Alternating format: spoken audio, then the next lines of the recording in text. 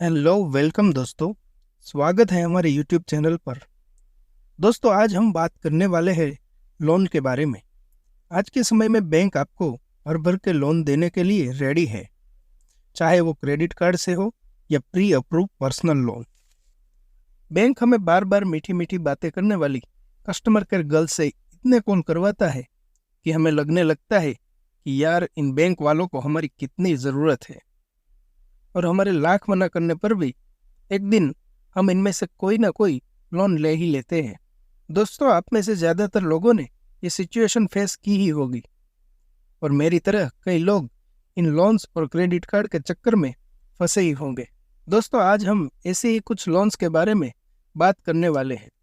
दोस्तों क्या आपको पता है कि सभी लोन्स बुरी नहीं होती, कुछ लोन्स अच्छी भी होती है। आज हम ऐसे ही गुड लोन और बैड लोन के बारे में बात करने वाले हैं। दोस्तों इससे पहले अगर आप हमारे चैनल पर नए हैं तो कृपया चैनल को सब्सक्राइब जरूर करें और वीडियो को लाइक करें। तो दोस्तों बात करते हैं कुछ बैड लोन्स के बारे में, जिस लोन से आपको हमेशा बच के रहना चाहिए। बैड लोन में नंबर 1 पर आती है क्रेडिट कार्ड लोन। दोस्तों आज के समय में बैंक हर किसी को फ्री में क्रेडिट कार्ड बांट रही है। इसी वजह से आज हर किसी के पॉकेट में क्रेडिट कार्ड होना आम बात है।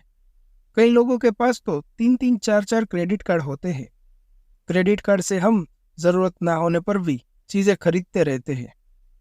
ऑनलाइन शॉपिंग करते वक्त हम सोचते हैं कि हमें 5 या 10% डिस्काउंट मिल रहा है। क्या आपको पता है कि अगर समय पर क्रेडिट कार्ड का पेमेंट ना करें तो एन्युअली 15 से 50% तक का ब्याज चुकाना पड़ता है। और एक बार हम क्रेडिट कार्ड के डेब्ट ट्रैप में फंस गए तो उसमें से निकलना काफ़ी मुश्किल है। और ऊपर से हमारा क्रेडिट स्कोर खराब होता है जो हमें गुड लोन लेते वक्त परेशान करेगा। तो क्रेडिट कार्ड से बन सके तो दूर ही रहिए। दोस्तों क्या आप भी क्रेडिट कार्ड के चक्कर में फंसे हुए हैं तो हमें कमेंट बॉक्स में ज़रूर बताइए। हम एक वीडियो क्रेडिट कार्ड के ट्रैप से कैसे निकले उस पर भी बनाएंगे। अब आगे बढ़ते हैं दूसरी बैड लोन पर। दूसरी बैड लोन है पर्सनल लोन। दोस्तों क्रेडिट कार्ड की तरह ही आजकल बैंक हमें पर्सनल लोन या प्री अप्रूव लोन ऑफर करते हैं, जिसमें हमें कोई भी डॉक्यूमेंट सबमिट किए बिना ही कुछ मिनटों में पैसे हमारे अकाउंट में जमा हो जाते हैं। ज़्यादातर लोग शादी ब्याह या मोबाइल, एसी, फ्रिज जैसी बिन ज़रूरी चीज़ों के लिए पर्सनल लोन लेते हैं। ऐसी पर्सनल लोन पर 12 से 18% तक इंटरेस्ट चुकाना पड़ता है। मौज शौक के लिए ली हुई लोन की किस्त भरते भरते इंसान थक जाता है। इसीलिए बिना ज़रूरत की ऐसी पर्सनल लोन नहीं लेनी चाहिए। अगली बैड लोन है व्हीकल लोन या वाहन लोन। आप सोच रहे होंगे कि व्हीकल लोन लेने पर तो हमें वाहन मिलता है, तो ये कैसे खराब लोन हो गई। तो देखिए व्हीकल लोन हमें मिलती है 3 से लेकर 7 साल तक। अब आप जितने ज़्यादा सालों तक लोन लेंगे उतना ज़्यादा आपको इंटरेस्ट चुकाना पड़ेगा। एक एग्जाम्पल से समझते हैं। मान लो आपने 12 लाख की एक कार ली और डाउन पेमेंट आपने दिया 2 लाख, मतलब कि आपने 10 लाख की लोन ली। ये लोन आपने 7 साल तक 9% इंटरेस्ट रेट्स के साथ ली है। तो आपकी 7 साल तक हर मंथ की ईएमआई हुई 16,000 समथिंग। मतलब कि आपको टोटल इंटरेस्ट चुकाना पड़ेगा 3,51,000।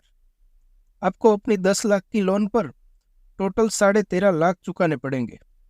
इसके अलावा कार का मेंटेनेंस, फ्यूल, इंश्योरेंस, टैक्स, ये सब तो अलग से चुकाना होगा। तो कार लोन तभी लेनी चाहिए जब आप ज़्यादा से ज़्यादा डाउन पेमेंट भर सके और कम से कम साल के लिए लोन लेने वाले हो। अब बात करते हैं कुछ अच्छी लोन या गुड लोन के बारे में। इन लोन में चौथे नंबर पर है लोन अगेंस्ट सिक्योरिटी। दोस्तों जब भी आपके पास कुछ पैसों की बचत हो तब आप उससे शेयर्स, म्यूचुअल फंड ले लें या तो एफडी बनाकर बैंक में रख दें। इन सब चीज़ों पर भी आपको 90% तक लोन मिल सकती है। अब बात करते हैं तीसरे नंबर की गुड लोन की, जो है होम लोन। दोस्तों घर खरीद कर हम एक एसेट्स बना रहे हैं। अगर हम लोन लेकर घर बना रहे हैं तो उसका एक फ़ायदा ये है कि लोन की ईएमआई जितना ही हमारा किराया बच जाएगा। या फिर अगर हम घर को किराए पर दे रहे हैं तो उससे हमें इनकम होगी जिससे हम लोन की ईएमआई पे कर सकते हैं। मतलब कि दूसरी लोन जितनी महंगी पड़ती है इतनी ये लोन हमें महंगी नहीं पड़ेंगी। अगली गुड लोन है कॉमर्शियल प्रॉपर्टी लोन। दोस्तों, कॉमर्शियल लोन होम लोन की तरह ही एसेट्स का काम करेगी। कॉमर्शियल प्रॉपर्टी लेकर हम अपना खुद का बिजनेस शुरू कर सकते हैं या उसे रेंट पर दे सकते हैं। होम लोन से कॉमर्शियल प्रॉपर्टी इसीलिए अच्छी है क्योंकि होम रेंट के सामने कॉमर्शियल प्रॉपर्टी का रेंट हर साल ज़्यादा मिलता है, और अगर हम कॉमर्शियल प्रॉपर्टी बेचने भी जाए तो भी उसमें मुनाफा ज़्यादा होता है। दूसरा फ़ायदा ये है कि हर साल रेंट तो बढ़ेगा मगर आपकी लोन ईएमआई उतनी ही रहेंगी। अब आगे बढ़ते हैं और बात करते हैं सबसे अच्छी लोन के बारे में, जो है बिजनेस लोन। बिजनेस लोन हम तब लेते हैं जब हमें हमारा बिजनेस में कोई नई मशीन लेनी हो, प्रोडक्शन बढ़ाना हो या इन्वेंटरी बढ़ानी हो, जिससे हमारा रेवेन्यू बढ़ता है या सेल्स बढ़ती है। और रेवेन्यू और सेल्स बढ़ने से हमारा प्रॉफिट बढ़ता है और बिजनेस एक्सपेंड होता है। बिजनेस में प्रॉफिट हो, उससे अच्छी बात क्या हो सकती है।